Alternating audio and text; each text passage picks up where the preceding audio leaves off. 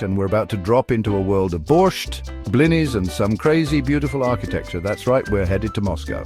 This ain't going to be your typical travelogue, though. We're going deep, unearthing the soul of this city, from its wild post-Soviet days to the modern metropolis it is now. Buckle up, because we're about to explore hidden spots, party with the locals, and uncover the real Moscow, baby. All right, let's rewind for a sec. Imagine Moscow back in the day, shrouded in Cold War mystery, a symbol of communist power. We're talking lines for bread, man, a whole different world. Now fast forward to today, bam!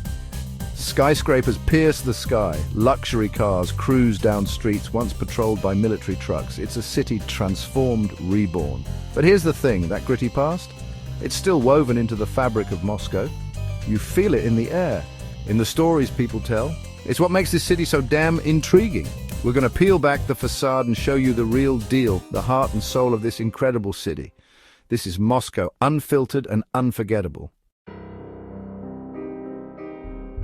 Forget your average subway, people. We're about to descend into the Moscow metro, a testament to Soviet ambition and artistry.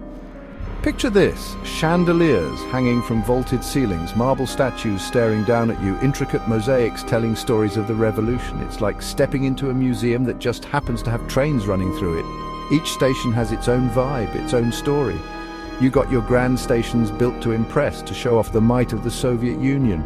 Then you got your secret stations hidden in plain sight, rumored to be escape routes for the elite in case of, nuclear apocalypse. Today, the metro is the lifeblood of the city, millions of people surging through these grand halls every day. It's a melting pot of humanity, a microcosm of Moscow itself, just another face in the Moscow metro. All right, when the sun sets in Moscow, something magical happens. The city sheds its skin, transforms into this electric, pulsating beast. We're talking about a nightlife scene that's legendary, man. From swanky rooftop bars overlooking the glittering cityscape to underground clubs that pulse with a raw energy. Moscow after dark is a whole different animal. We're going to start our night off right, hitting up a traditional Russian bar. Think dark wood, dim lighting, and enough vodka to sink a battleship. We're going to clink glasses with locals, share some laughs, hopefully, and maybe even learn a few Russian drinking songs. Moscow's got a sophisticated side too, with jazz bars tucked away in hidden courtyards and speakeasies disguised as ordinary apartment buildings. And then there are the mega clubs, man. These places are insane. We're talking world-renowned DJs, massive dance floors packed with beautiful people, and enough lasers and pyrotechnics to rival a spaceship launch. Just remember, pace yourself. Moscow nightlife is not for the faint of heart. Chapter 4. The Russian banya sweating out your sins and vodka. Alright guys, get ready to sweat your sins away because we're about to dive headfirst into the Russian banya experience. This ain't your average spa day, folks. This is a tradition that goes back centuries, a ritual cleansing of body and soul. We're talking intense heat, birch branches slapping you silly, and maybe, just maybe, a shot or two of vodka in between. Imagine this. You walk into a room, steam so thick you can barely see your hand in front of your face. The air is heavy with the scent of eucalyptus and wood smoke, and everyone's sitting around in various states of undress. The banya is all about community, about shared suffering, shared relaxation. You sweat it out together, you complain about the heat together, you jump into a freezing cold pool together. In the banya, everyone's the same, stripped down to their bare essentials. Chapter 5, Moscow's underground bunkers, secrets, and Cold War ghosts. Yo, remember that Cold War vibe I was talking about? We're diving deep into Moscow's hidden world beneath its bustling streets. A labyrinth of bunkers, tunnels, and secret chambers from the Cold War era. Secret subway lines built for the elite leading to unknown destinations. Bunkers stocked with supplies like scenes from a post-apocalyptic movie. These places are time capsules, offering a glimpse into a secretive past. Ready to explore Moscow's dark underbelly? Grab your flashlight and let's go. Chapter 6. What Russians really eat, from street food stalls to grandma's kitchen. Alright, all this exploring is working up an appetite, so let's talk about what really matters. Food. And trust me, in Moscow, food is not just fuel, it's an experience. We're going beyond the fancy restaurants, beyond the tourist traps, and diving headfirst into the heart of Russian cuisine. We're starting off on the streets, hitting up those little kiosks and hole-in-the-wall joints where you can find the real deal. I'm talking about pirozhki, those little savory pastries stuffed with meat, cheese or vegetables. And of course, no trip to Moscow is complete without trying a blini, those thin, crepe-like pancakes served with sour cream, caviar or whatever your heart desires. But the real culinary adventure begins when you step inside a Russian home. Because let me tell you, Russians take their hospitality seriously, and a home-cooked meal is the ultimate expression of love and respect. So come hungry, my friends, because in Moscow you're going to eat like a king. All right, we've slummed it on the streets, we've shared meals with babushkas. Now it's time to experience the other side of Moscow's culinary scene. The high roller, caviar and champagne kind of experience. We're talking about restaurants where the waiters wear white gloves, the menus are written in French, and the price tags will make your eyes water. But hey, sometimes you've got to treat yourself, right? And in Moscow, treating yourself means indulging in some of the finest dining experiences the world has to offer. We're talking about Michelin-starred chefs, innovative tasting menus, and wine lists longer than Tolstoy novels. We're going to start our evening at one of those rooftop restaurants overlooking the city, the kind of place where you can sip on a perfectly crafted cocktail while watching the sun set over the Kremlin.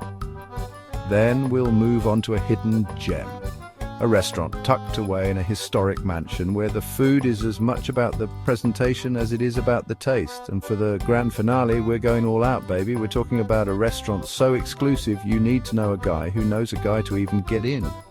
This is where the oligarchs come to play, where deals are made and fortunes are spent. So put on your finest threads and get ready for a night of culinary extravagance. All right, let's be real. No trip to Russia is complete without experiencing the country's national drink, vodka.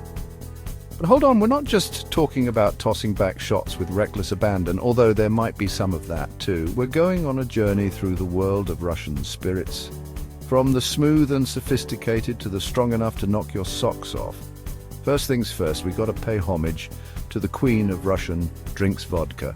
We're talking multiple times and filtered through charcoal to achieve a level of purity that'll make your head spin, in a good way of course. We'll learn the proper way to drink it. Hint, it involves food. We'll explore the different brands and flavors and we'll toast to the motherland. But vodka is just the tip of the iceberg, my friends. Russia has a long and storied history of producing potent potables, and we're going to sample them all. Na zdrowie! All right, we've hit up the iconic landmarks, we've braved the crowds, but now it's time to escape the tourist traps and discover the real Moscow, the city that locals know and love. We're talking about hidden courtyards, secret gardens, and quirky museums that you won't find in any guidebook. We'll wander through the Izmailovo Kremlin, a whimsical wonderland of colourful towers and wooden buildings that feels like stepping back in time. We'll explore the abandoned mansions of the aristocracy, their crumbling facades whispering stories of a bygone era. We'll get lost in the labyrinthine alleyways of Kitai-Gorod, Moscow's oldest district, where every corner seems to hold a hidden treasure. We'll discover hidden cafes with live music, secret bars with speakeasy vibes, and art galleries showcasing the work of up-and-coming local artists. Trust me, the best adventures are on path. All right, we've saved the best for last. No trip to Moscow is complete without a visit to its beating heart, Red Square. This ain't just a plaza, people. It's a symbol, a stage where history has unfolded for centuries. We're talking about czars, revolutions, military parades, rock concerts, the whole shebang. Standing here, surrounded by the colourful domes of St. Basil's Cathedral, the imposing walls of the Kremlin, you can practically feel the weight of history pressing down on you. This is where Napoleon's army marched, where Lenin gave his fiery speeches, where the Soviet Union showcased its military might. We're going to walk those cobblestones, soak up the energy, and try to make sense of it all. We'll delve into the myths and legends surrounding this iconic place, separate fact from fiction, and try to understand the forces that have shaped Russia. And then we'll step inside the Kremlin, the seat of power, the fortress within the city. This is Red Square, the heart and soul of Moscow. So there you have it, folks, our whirlwind tour of Moscow, from its Soviet past to its modern-day swagger. We've explored hidden bunkers, sweated it out in banyas, and toasted with enough vodka to make our heads spin. But most importantly, we've experienced the heart and soul of this incredible city, the spirit of its people, the echoes of its past, and the promise of its future. If this video has sparked your wanderlust, hit that like button and subscribe for more travel adventures. Let me know in the comments what surprised you most about Moscow, or where you'd go first on your own Moscow adventure. Until next time, keep exploring, keep dreaming, and keep